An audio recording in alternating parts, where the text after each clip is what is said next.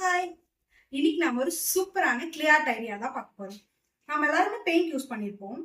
இப்ப பாத்தீங்கன்னா இந்த அக்ரலிக் பெயிண்ட் பாட்டில் இருக்கு இல்லையா, இது நம்ம எல்லாருமே யூஸ் பண்ணியிருப்போம். இதுல நம்ம ரொம்ப நாள் யூஸ் பண்ணாம வச்சிருந்தோம்னா இது கட்டி போயிடும். கட்டி போயிடுச்சுன்னா பாத்தீங்களா அந்த பாட்டில் வேஸ்டா தான் இருக்கும், நம்மளால யூஸ் பண்ண முடியாது. இப்ப அந்த பாட்டில வச்சு ஒரு சூப்பரான ரீசைக்கிள் ஐடியா நம்ம இன்னைக்கு பார்க்கலாம். இந்த மாதிரி ஒரு வேஸ்ட் பாட்டில் ஆல்ரெடி என்கிட்ட இருந்தது, அதை வச்சு இப்படி ஒரு சூப்பரான ஆர்ட் பீஸை நம்மளால ரெடி பண்ண முடியும். இது ரொம்ப ஈஸி, நீங்களும் ட்ரை பண்ணலாம். Come let's jump into the video. First என்கிட்ட இருக்க பாட்டில் பெயிண்ட்ஸ் எல்லாத்தையுமே எடுத்துக்கிட்டேன்.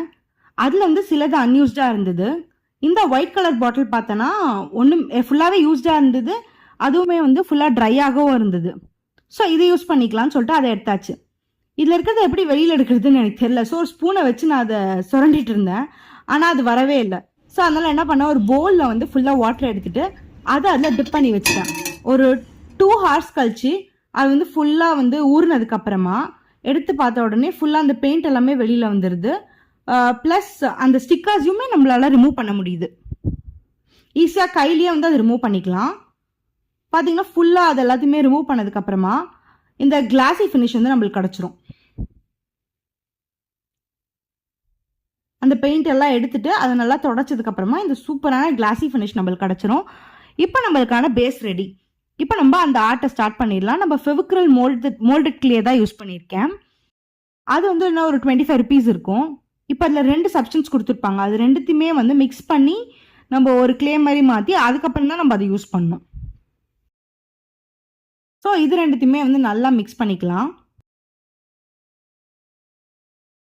நல்லா மிக்ஸ் பண்ணதுக்கப்புறமா இந்த மாதிரி ஒரு சப்ஸ்டன்ஸ் நம்மளுக்கு கிடைக்கும். இதை கீழே பவுடர் மாதிரி ஏதாவது போட்டுக்கோங்க. பவுடர் போட்டோன்னா நம்மளுக்கு ஈஸியாக அதை எடுக்கவோ இல்லைன்னா அப்ளை பண்ணவோ நம்மளால முடியும். இப்போ இந்த பாட்டிலை சுற்றி 4 பில்லர் மாதிரி நான் ரெடி பண்ண போகிறேன். அதுக்காக இந்த கிளேவை இந்த மாதிரி ரவுண்ட் பண்ணிவிட்டு தனித்தனியாக கட் பண்ணிவிட்டு அதில் இந்த மாதிரி பேட்டர்ன் போட்டு நம்ம ஃபிக்ஸ் பண்ணிக்கலாம்.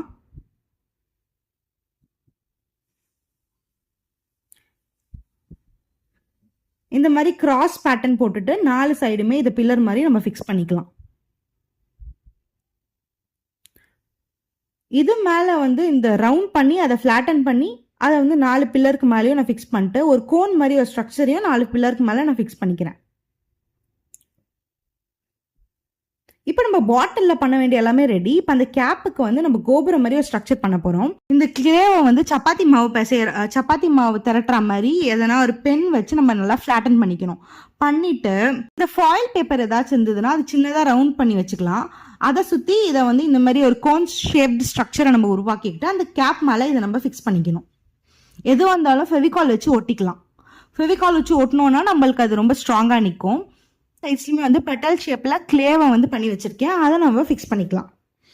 இதுக்கப்புறமா இந்த கோபுரம் டைப் ஸ்ட்ரக்சர் அழகாக ரெடி ஆகிடுச்சு. இதில் ஏதாவது பேட்டர்ன் போடணுமேன்றதுக்காக அந்த டூலை வச்சு சைடில் பேட்டர்ன்ஸ் போட்டுக்கிறேன்.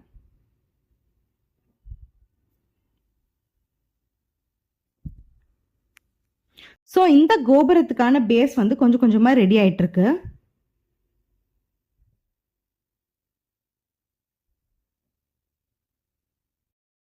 இந்த டூல் உங்ககிட்ட இல்லைன்னா எதனா அந்த டிக்டாக் கிளிப்பு இல்லைன்னா ஸ்பூனோட அந்த பிடிக்கிற சைடு அங்கே அந்த மாதிரி நீங்கள் யூஸ் பண்ணி இந்த மாதிரி பேட்டர்னை நீங்கள் போட்டுக்கலாம்.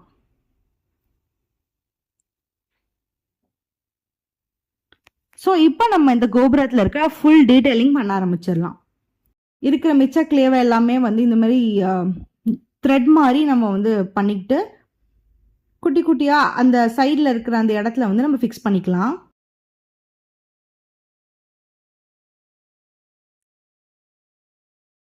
அதுக்கு மேலே ஒரு ஃப்ளாட்டன் பண்ண ஒரு ரவுண்ட், அப்புறமா இன்னொரு ரவுண்டையும் நம்ம வச்சுட்டு மேலே ஃபைனலி அந்த கோன் மாதிரி ஒரு ஸ்ட்ரக்சர் வச்சிடலாம். நம்மளுக்கு இந்த கோபுரம் மாதிரி அழகாக நம்மளுக்கு கிடச்சிருச்சு இப்போ. ஸோ அடுத்த டீட்டெயிலிங்க்கு இதே மாதிரி சைடில் கிளேவை நான் ஃபிக்ஸ் பண்ணிக்கிறேன்.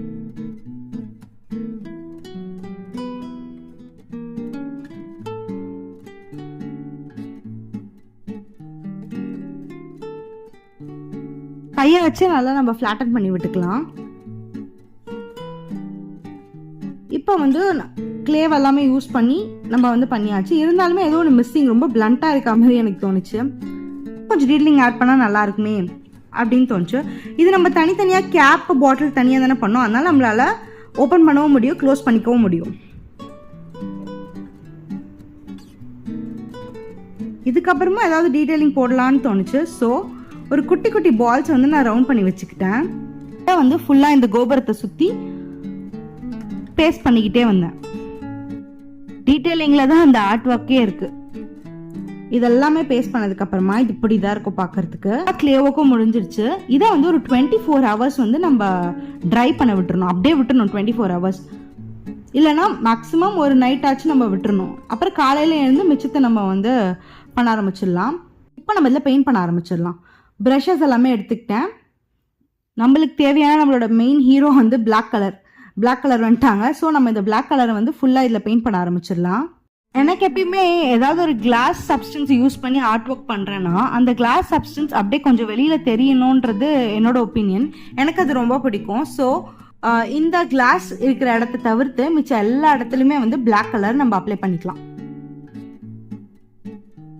நம்ம இதை பிளாக் பெயிண்ட் பண்ணும்போது அங்கே எங்கே வந்து பிளாக் ஒட்டிக்குச்சுன்னா வெறும் ப்ரஷ்ல வந்து லைட்டாக தண்ணி தொட்டு அதை நம்ம எடுத்துடலாம். ஈஸியாக அது ரிமூவ் ஆகிடும். ஸோ இந்த கேப்புக்கும் வந்து ஃபுல்லாக பிளாக் பெயிண்ட் அடிச்சிடலாம். இந்த பிளாக் பெயிண்ட் ஃபுல்லாக ட்ரை ஆனதுக்கப்புறமா அட்லீஸ்ட் ஒரு 1 hour விட்டுருங்க. இந்த பிளாக் பெயிண்ட் ஃபுல்லாக ட்ரை ஆகிடும். இப்போ நம்ம அதில் அடுத்த ஒரு டீட்டெயிலிங் பண்ண ஆரம்பிக்கணும். ஸோ நான் மெட்டாலிக் கலர்ஸ் எடுத்திருக்கேன். இதில் வந்து green colour, white colour, copper colour எல்லா கலருமே இருந்தது. ஸோ இந்த கோல்டன் கலரை தான் நான் அதில் சூஸ் பண்ணியிருக்கேன். எல்லா கலரும் லிக்விடாக தான் இருந்தது. இந்த கோல்டன் கலர் மட்டும் பவுடராக கொடுத்துருக்காங்க, ஏன்னு தெரியல. ஸோ இந்த பவுடரை வந்து இந்த மூடியில் கொஞ்சமாக எடுத்துக்கிட்டேன். மிச்சர் ஏரியா எல்லாமே வெறும் ஹேண்ட்ஸை யூஸ் பண்ணி அதை டேப் பண்ணிட்டு வரலாம். அவனோட மெயின் எய்ம் என்னன்னா பிளாக் கலரும் தெரியணும், கோல்டன் கலரும் தெரியணும். பிளாக் இருக்க ஏரியா எல்லாமே வந்து கொஞ்சம் உள்ள இருக்கிற மாதிரி தெரியும். மிச்சம் எல்லா இடத்துலையுமே கோல்டன் தெரியும். கோல்ட் ஃபுல்லாக நம்ம பெயிண்ட் பண்ணதுக்கு அப்புறமா இதான் அதோட ஃபைனல் அவுட்புட்.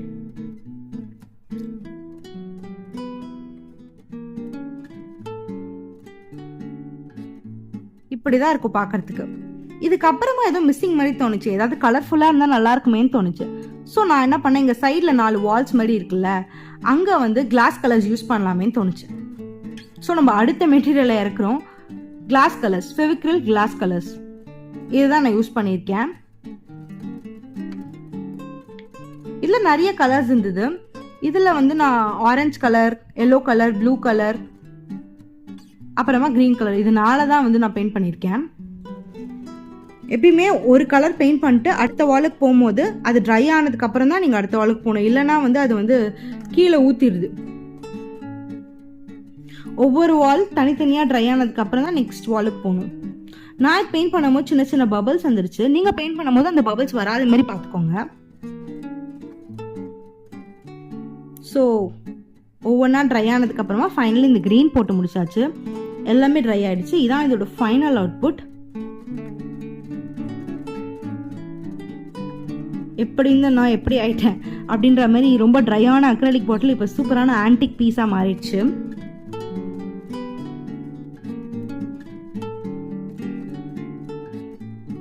இதான் இதோட ஃபைனல் அவுட்புட். இந்த ஆர்ட் பீஸ் உங்களுக்கு பிடிச்சிருந்ததுன்னா நீங்கள் அதை ரீக்ரியேட் பண்ணி பாருங்க.